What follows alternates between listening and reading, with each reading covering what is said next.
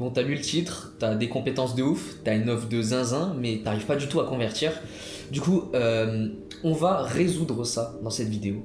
Mais avant de résoudre ça, vous allez comprendre un peu plus le processus de pourquoi en fait vous n'arrivez pas à vendre, de comment mieux le faire et de justement comprendre un peu plus la psychologie derrière la confiance chez les prospects. Donc ok, on part de ce postulat-là. Vous avez des dashboards successful, vous faites de l'argent déjà, vous avez un business qui tourne, vous avez des résultats clients, enfin vous avez des témoignages clients plutôt positifs, les gens sont satisfaits par ce que vous proposez, mais vous vendez pas.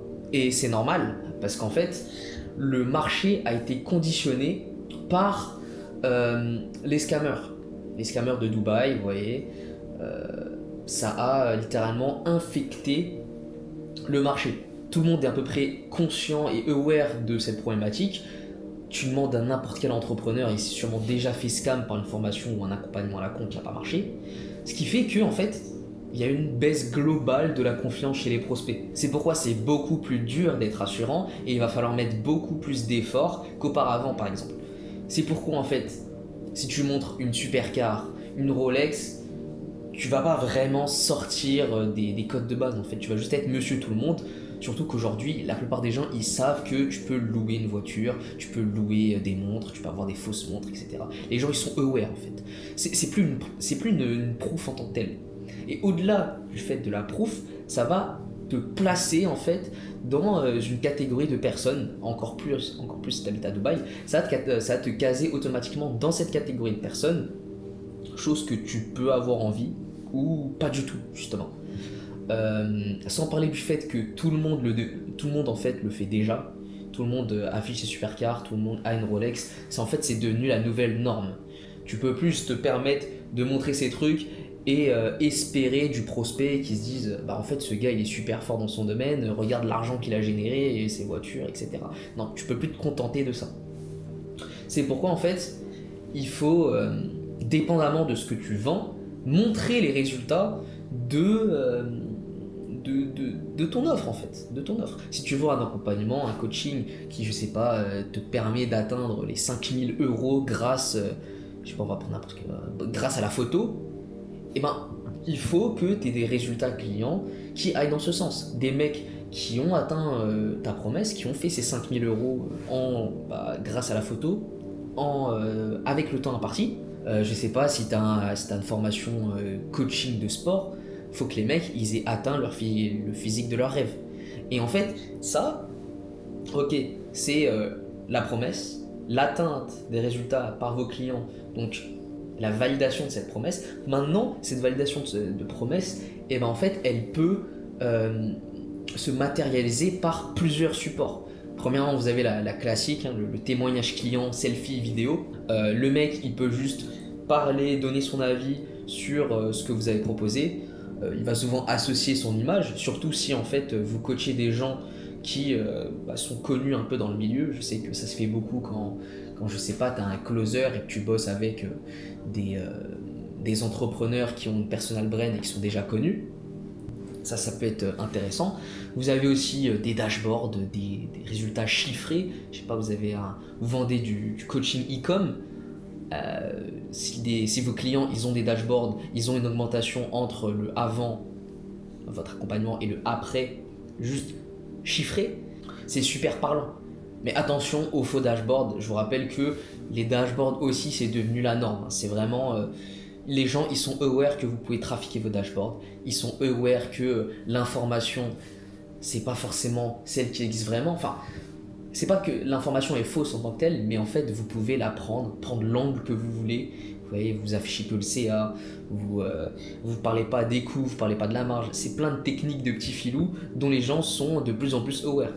Et enfin, en fait, la classique, vous pouvez donner de la value. Si vous donnez de la value, les gens ils comprennent plus ou moins que vous êtes compétent. Mais après, vous avez tout ça, mais ça va même au-delà de ça. Hein. Il y a des trucs, des concepts un peu plus profonds. Si par exemple vous faites un building public, vous allez montrer implicitement que vous êtes compétent. Vous allez également montrer implicitement que vous avez apporté des résultats grâce à la technique que vous vendez. Vous voyez, c'est plus ou moins explicite. Il y a plein de façons de montrer ça. Si je sais pas, vous faites une vidéo analyse où vous décortiquez, je sais pas, un business, un funnel, et que vous expliquez en quoi il marche pas, et ben les gens ils vont comprendre que vous savez analyser et que vous êtes bon dans le domaine en fait. C'est juste du show don't tell. Et les réseaux, c'est que ça. Si tu dis à chaque fois, regarde, je suis fort, je suis compétent, le mec dans sa tête, il va juste se dire, mais de quoi tu parles, mec? T'as confiance en toi ou pas? Ouais, c'est comme avec les meufs, c'est logique. Genre.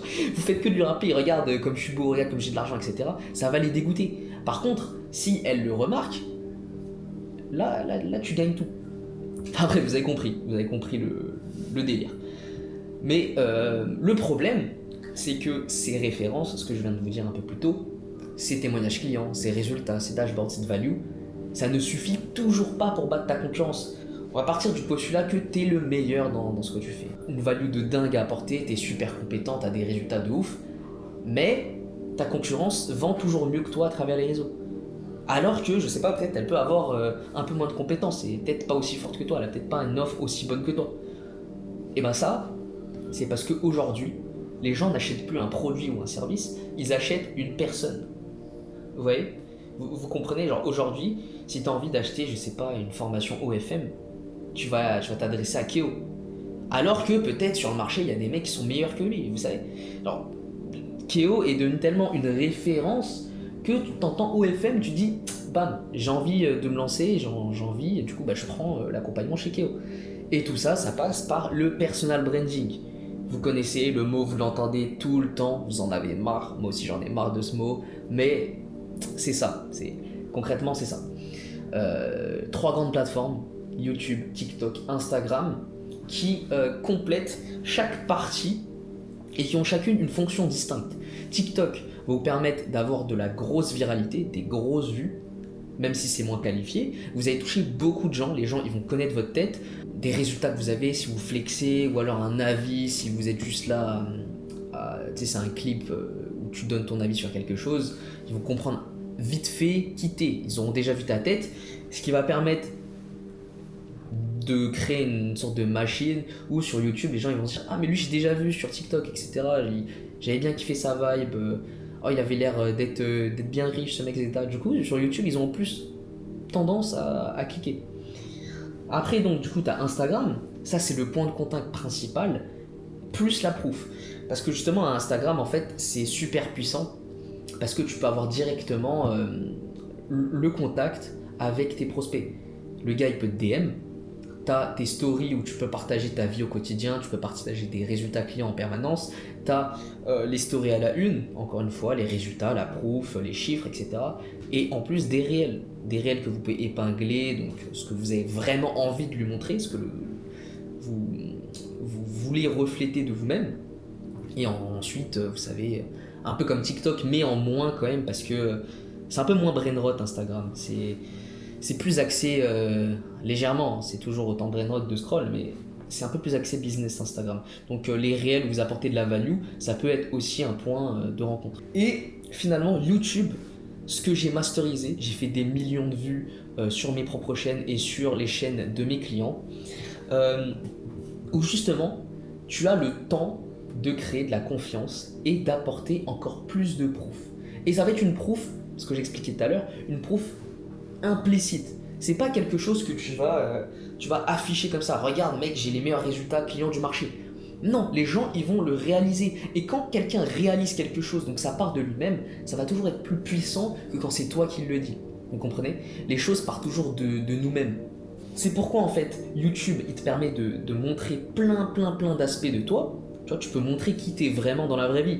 Instagram, TikTok, c'est très caricatural. C'est le personnage que tu veux refléter, mais au top of funnel. Donc c'est vraiment la caricature de ce qui t'es vraiment. Sur YouTube, évidemment, c'est pas toi en réalité. Tu vois, tu peux pas être la vraie personne dans la vraie vie sur les réseaux, mais c'est ce qui se rapproche le plus de qui t'es vraiment. Et donc toi, il faut que tu comprennes comment bien te montrer, comment, parce que YouTube c'est du packaging, comment emballer ta personne pour donner envie aux gens de cliquer, de te regarder, d'apprendre chez toi et de petit à petit s'attacher à ta personne pour consommer chez toi et acheter chez toi. Et si les gens parce que vous avez sûrement déjà lancé ces réseaux, vous avez déjà une chaîne YouTube, vous étiez sûrement déjà bloqué à 200 vues. Les gens, s'ils voient pas ces aspects de vous, c'est parce que vous savez pas le mettre en avant sans que les gens vous s'ennuient et skippent en fait. C'est logique. Et si les gens ils skippent, moins de vues. S'il y a moins de vues, moins de gens verront ce que vous voulez vraiment montrer en fait. Moins de gens verront vos résultats, moins de gens verront votre personnalité, moins de gens comprendront votre bise et ils auront encore moins d'interaction avec vous. En fait, c'est une machine, c'est vraiment un cercle, soit vertueux, soit vicieux. C'est pourquoi il faut vraiment comprendre les rouages de YouTube et devenir vraiment bon sur la plateforme.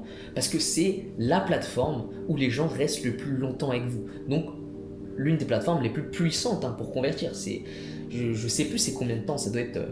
un viewer, il reste genre environ 1h30 avec vous avant de consommer ou avant de passer prospect chaud. Je sais plus c'est quoi la data. Voilà, imaginez bien que sur le TikTok, les mecs ils restent même pas 1 minute avec vous sur un réel. Ok? Si le gars il vous regarde, il regarde plusieurs de vos vidéos, si vous arrivez à rendre vos vidéos addictives, les gens ils vont recliquer et les 1h30 elles seront atteintes super vite. Alors soit, il y a deux possibilités qui s'offrent.